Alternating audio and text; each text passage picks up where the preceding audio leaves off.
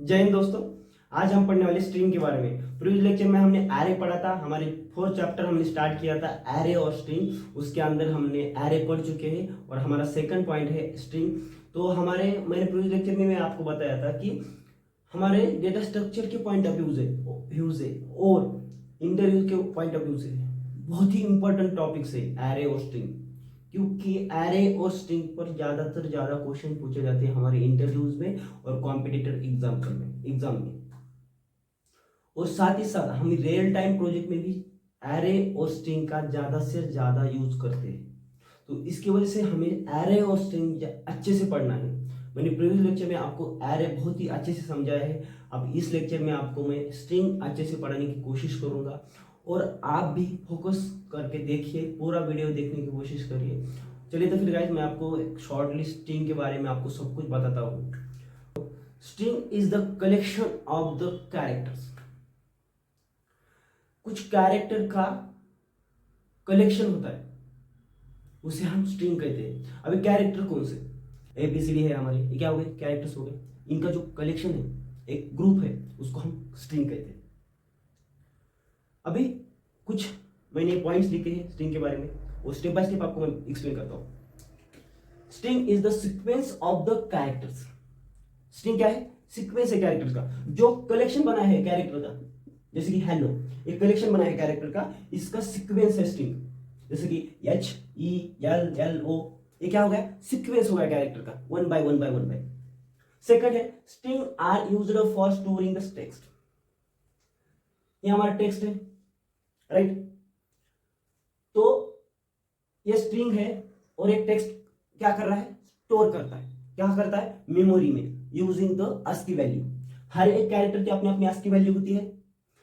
तो इन कैरेक्टर का हर एक स्ट्रिंग क्या करता है, सीक्वेंसली क्या करता है, हर एक कैरेक्टर की ASCII वैल्यू कन्वर्ट करता है और उसको स्टोर करता है मेमोरी में। String are used for storing the text. कहां स्टोर करता है? मेमोरी में, यूजिंग द ASCII वैल्यू। समझ में आ रहा है ना? ध्यान दो। Every string terminate /0। /0 से क्या होता है? टर्मिनेट होता है एवरी स्ट्रिंग। हमने स्ट्रिंग के बारे में 2 पॉइंट तो देखे अभी। वो कलेक्शन करता है कैरेक्टर का, सिक्वेंशियली स्ट्रिंग ट्रैवल करता है, ओके, वो भी मान लिया। थर्ड है वो स्टोर करता है टेक्स्ट को स्ट्रिंग मेमोरी में, ये भी देख लिया। अभी है फोर्थ है हमारा कि /0 से मीन्स उसके इन में स्लैश इंड होता है उसका /0 से। इसका मतलब क्या है? तो हमारे पास एक स्ट्रिंग है हेलो, ओके। तो हेलो कैसे स्टोर होगी? वो हर एक कैरेक्टर को बाइट वैल्यू प्रोवाइड करेगी स्टोर होते समय। मीन्स HELLO, 5 कैरेक्टर हो गए, 5 कैरेक्टर को बाइट वैल्यू मिली, अपनी अपनी बाइट वैल्यू मिल गई। उसके बाद यहां पे आता है /0 और उसको भी बाइट वैल्यू मिलती है। हमारे पास 5 कैरेक्टर है, 5 कैरेक्टर को उनकी बाइट वैल्यू मिलेगी और उसके एंड में एक आएगा /0 और उसको एक बाइट वैल्यू मिलेगी, जो कि 6 बाइट, 5 कैरेक्टर रहे तो 6 बाइट वैल्यूज उस स्ट्रिंग के लिए कंज्यूम होगी मेमोरी में।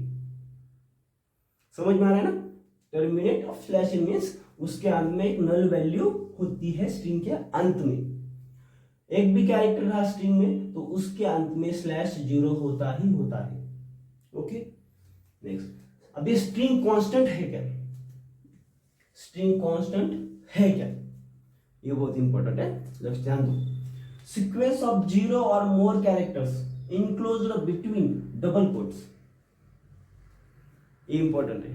स्ट्रिंग क्या है? हमारा कलेक्शन है, वो तो हो रहा है, सीक्वेंस है, स्टोर कर रहा है, वो टर्मिनेट भी हो रहा है /0 से, मीन्स अंत में उसके /0 है, नल वैल्यू है, इतना हो रहा है। लेकिन हम क्या पढ़ रहे हैं?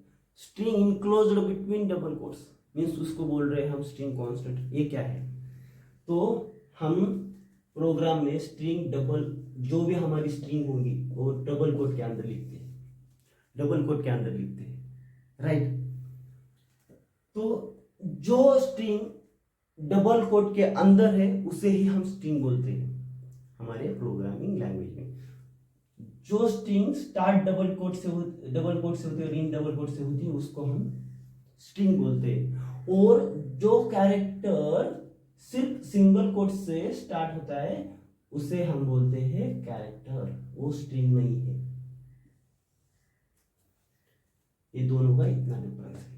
ये सिर्फ कैरेक्टर करके रहता है और इसको स्ट्रिंग बोलते हैं। जैसे कि यहाँ पे आप हेलो है, हेलो क्या हो रहा है, अंत में उसको हमें स्लैश जीरो मिल रहा है, मीन्स नल वैल्यू मिल रही है। लेकिन कैरेक्टर में वैसा नहीं होगा, डायरेक्ट कैरेक्टर में एस स्टोर हो जाएगा मेमोरी में, उसमें अंत में कुछ नया मिलेगा हमको, क्योंकि वो कैरेक्टर है।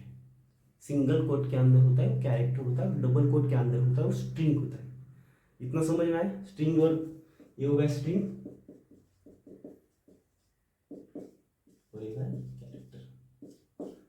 कैरेक्टर और स्ट्रिंग का डिफरेंस समझ में आएगा इस। नेक्स्ट आते हैं, इसका मतलब समझ में आया? Sequence of zero or more characters enclosed between double quotes. अभी देखो डबल कोट्स के अंदर स्ट्रिंग है, ये डबल कोट के अंदर स्ट्रिंग है, मींस इसके अंत में क्या होगा, नल वैल्यू स्टोर होगी मेमोरी लोकेशन में। ये हो गया, क्या हो रहा है, string value means string constant print हो रहा है, इसको हम बोलते हैं स्ट्रिंग कांस्टेंट। जो स्ट्रिंग डबल कोट के अंदर होती है उसे हम स्ट्रिंग कांस्टेंट कहते हैं। इतना तो समझ में आया? ओके, नेक्स्ट जा रहे हैं। Character convert their ASCII value and then store in memory location. मैंने आपको अभी बताया हर एक कैरेक्टर को कन्वर्ट करता है ASCII वैल्यू में एंड देन मेमोरी लोकेशन में स्टोर करता है। इतना भी समझ में आया? ओके, नेक्स्ट जाते हैं। Array of characters type is known as string variable. अब ये स्ट्रिंग वेरिएबल क्या है? हमने प्रीवियस लेक्चर में एरे पढ़ा था। हमने बोला था कि हम किसी भी डेटा टाइप का यूज करके हम एरे बना सकते हैं। एरे का कुछ स्पेसिफिक डेटा टाइप नहीं है, हमने बोला था। मीन्स हम कैरेक्टर का यूज कर हम स्ट्रिंग का वेरिएबल बना सकते हैं। मीन्स कैरेक्टर डेटा टाइप का यूज करके हम स्ट्रिंग का वेरिएबल बना सकते हैं। जैसे कि यहाँ पे कैर ए ऑफ इक्वल टू हेलो, ये क्या हो गया? कैरेक्टर, इसका वेरिएबल और उसका उसके अंदर की स्ट्रिंग, ये क्या है, एरे हो गया कैरेक्टर का। लेकिन इसको हम क्या बोलने वाले, स्ट्रिंग वेरिएबल, क्योंकि यहाँ पे कलेक्शन हो रहा है स्ट्रिंग का, डबल कोट के अंदर है। तो इसकी वैल्यू कैसे स्टोर होगी, ऐसे। ये सिंगल कैरेक्टर नहीं रहने वाला, ये होने वाला है collection of characters means string variable होने वाला ये। अभी मैं आपको सिंपली एग्जांपल देकर कुछ चीजें समझाता हूँ, तो कि आपको ज़्यादा से ज़्यादा कुछ चीज़ें क्लियर हो जाएंगी। यहाँ पे एक प्रोग्राम लिखा है हमने C++ प्रोग्रामिंग लैंग्वेज का, सिंपल प्रोग्राम है, सिर्फ अंडरस्टैंड करने की कोशिश करिए। ये हेडर फाइल हो गई, यूजिंग नेम स्पेस हो गया। मैंने प्रीवियस लेक्चर में आपको ये सब चीज़ें पता ही है, आपको जानना है तो आप प्रीवियस लेक्चर देख सकते हैं जाकर। ये मेन फंक्शन है हमारे, हम मेन फंक्शन के अंदर सब चीज़ें परफॉर्म करते हैं। मैंने आपको प्रीवियस लेक्चर में सब कुछ बताया है।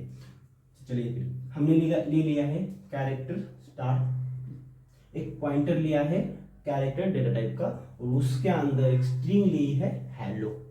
ओके, दूसरा लिया है कैरेक्टर का एक एरे लिया है और उसके अंदर एक स्ट्रिंग ली है हेलो। मीन्स ये क्या होगा, स्ट्रिंग वेरिएबल। ये स्ट्रिंग हो गई, कैरेक्टर रहता है क्या ये, नहीं, ये स्ट्रिंग हो गई। अभी सिंपली हमने दोनों को भी प्रिंट किया, ये जो वैल्यूज ली है दोनों को प्रिंट किया, तो दोनों कैसे प्रिंट होंगे,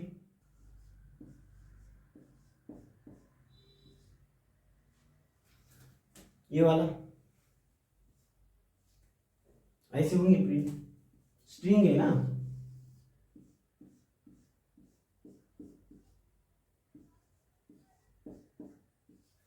दोनों भी प्रिंट हो गए, ये पॉइंटर भी प्रिंट हो गया और ये स्ट्रिंग वेरिएबल भी प्रिंट हो गया, यहाँ पे दोनों का आउटपुट प्रिंट हो गया।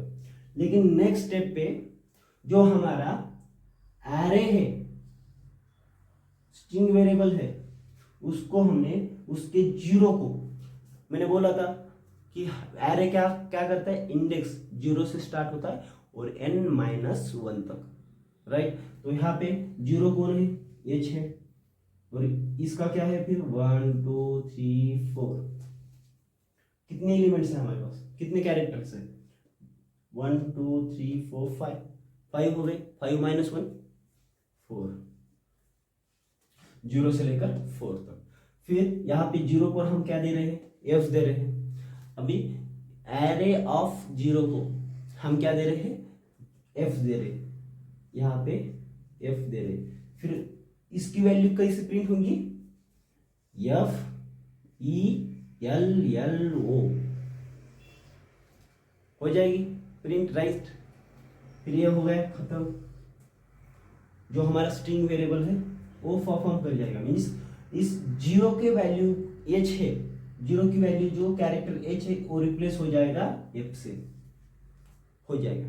अब आते हैं पॉइंटर पे, जो पॉइंटर का जीरो है, ये जीरो, इसकी वैल्यू चेंज हो जाएगी क्या, नहीं, यहाँ पे आ जाएगा एरर, एरर आ जाएगा। पॉइंटर में हम उस तरह परफॉर्म नहीं कर सकते, उसकी वैल्यू इंडेक्स वैल्यू से चेंज, उसकी वैल्यू इंडेक्स का यूज करके हम कैरेक्टर चेंज नहीं कर सकते। तो गाइस इस तरह हम स्ट्रिंग का ऑपरेशन परफॉर्म करते हैं। और एक चीज हम स्ट्रिंग को स्ट्रिंग कीवर्ड्स से भी लिख सकते हैं, string S equal to hello, इस तरह भी हम स्ट्रिंग को लिख सकते हैं। और स्ट्रिंग एक्चुअल स्ट्रिंग का एक डेटा टाइप है और स्ट्रिंग का एक वेरिएबल और उसके अंदर की कलेक्शन ऑफ, मीन्स उसके अंदर की वो कैरेक्टर्स। इस तरह भी हम स्ट्रिंग को इनिशियलाइजेशन कर सकते हैं, इस तरह भी हम स्ट्रिंग को लिख सकते हैं हमारे C++ प्रोग्रामिंग लैंग्वेज में। आई होप गाइज आपको स्ट्रिंग के बारे में बहुत कुछ पता चल चुका है और आपको स्ट्रिंग के बारे में अच्छे से समझ में आया है। तो नेक्स्ट लेक्चर में हम स्ट्रिंग के फंक्शन देखने वाले हैं, उसके बाद एरे और स्ट्रिंग के प्रैक्टिकल परफॉर्म करने वाले हैं। तो चलिए फिर गाइज मिलते हैं नेक्स्ट लेक्चर में, तब तक के लिए जय हिंद जय भारत।